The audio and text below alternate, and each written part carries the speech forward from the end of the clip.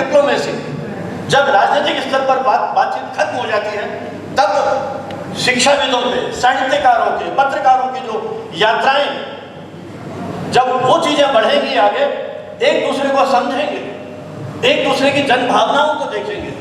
युद्ध में तो एक पक्षीय कवरेज हो रही है आपकी। जब युद्ध करते ना, तो आजकल हमारे यहाँ तो बाकायदा एम्बेडेड जर्नलिज्म का दौर आ गया है, जहाँ उस देश की सेनाएं पत्रकारों को ले जाएंगी और सेंसरशिप रहेगी, उनके हिसाब से रिपोर्ट लिखेंगे।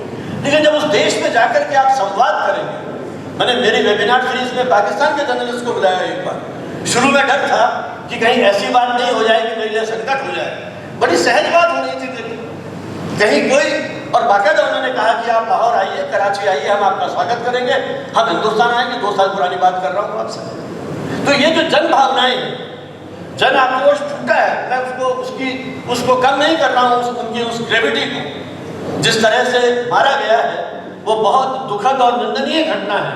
लेकिन मैं ये कहना चाहता हूँ कि जो जन भावनाएं हैं, उनको जिस तरह से रिपोर्ट करता है, मानवीय संवेदनाएं कितनी महत्वपूर्ण हो सकती हैं, तो ये ट्रैक टू डिप्लोमेसी जो है, उसकी भी अपनी कहीं न कहीं महत्ता है और हमें उसको ध्यान में देना होगा। सार्क सम्मेलन की कितनी बड़ी उपलब्धि है, मुझे नहीं पता आप में से कितने विद्यार्थियों को मालूम है, दिल्ली में सार्क यूनिवर्सिटी खुल गई है। और वो सार्क यूनिवर्सिटी, जिसमें सदस्य देशों के विद्यार्थियों को उच्च स्तरीय तकनीकी शिक्षा देने की कोशिश की जा रही है, वो ज्ञान विनिमय और सांस्कृतिक समरसता को बढ़ावा देने का केंद्र बने, इसके प्रयास किए जा रहे हैं।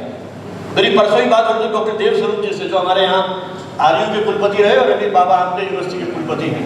उन्होंने भी मुझे सार्क यूनिवर्सिटी का हमें बताया कि किस तरह से उसके निर्माण में उन्होंने मेहनत की थी, कोशिश की थी।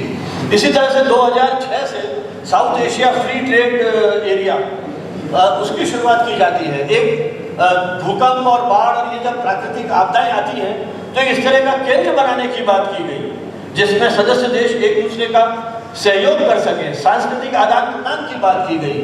तो कुछ उपलब्धियां अर्जित की हैं, लेकिन मित्रों, ये जो पॉलिटिकल सिचुएशन है, इसने कई बार माहौल को जो है वो खराब किया है, और ये जो हमारी यात्रा है, इस पर कहीं प्रतिकूल प्रभाव पड़ा है। तो सार्क की शक्ति इसके वैविध्य में, भाषा का वैविध्य, संस्कृति का वैविध्य, तो विविधता में एकता, जो भारत की ताकत है, वो ताकत। अब मैं अभी स्मिता जी से कह रहा था, ये सार्क कंट्रीज है क्या? बेहतर भारत की बात की जाती है, और शायद हमारे कुलपति महोदय जो उस भारतीय ज्ञान परंपरा के प्रतीक हैं, उन्होंने इनका गहन अध्ययन किया है गए उसका, वो शायद ज़्यादा बात कर पाएंगे कि बेहतर भारत में ये सारे देश, चाहे आप अभी भूटान के हमारे मित्र ने जो बात की थी, किस तरह से भारत के साथ सांस्कृतिक जड़ें जुड़ी हुई है। पाकिस्तान, बांग्लादेश तो 47 के पहले भारत के ही हिस्से थे। मेरी अभी एक पत्रकार मित्र से बात हो रही थी, लाहौर में भगत सिंह का जो पुश्तैनी मकान है, उसके संरक्षण की बात की जा रही है। इधर बॉम्बे में जब जिन्ना हाउस को उसको रिनोवेट करने की बात आई, तो पाकिस्तान में अखबारों ने लिखा कि वहाँ राज कपूर का घर है, शाहरुख खान का घर है। लेकिन राज कपूर जो फिल्म इंडस्ट्री के पितामह की तरह से माने जाते हैं, उनका पुश्तैनी घर तो एक तरह से हमारा सांस्कृतिक और वो एक आधार बनेगा, उसे किस तरह से रक्षा की जाए। कहीं ये जो हमारी राजनीतिक लड़ाई है, उसमें ये जो हमारे महत्वपूर्ण केंद्र हैं, वो कहीं नष्ट न हो जाए।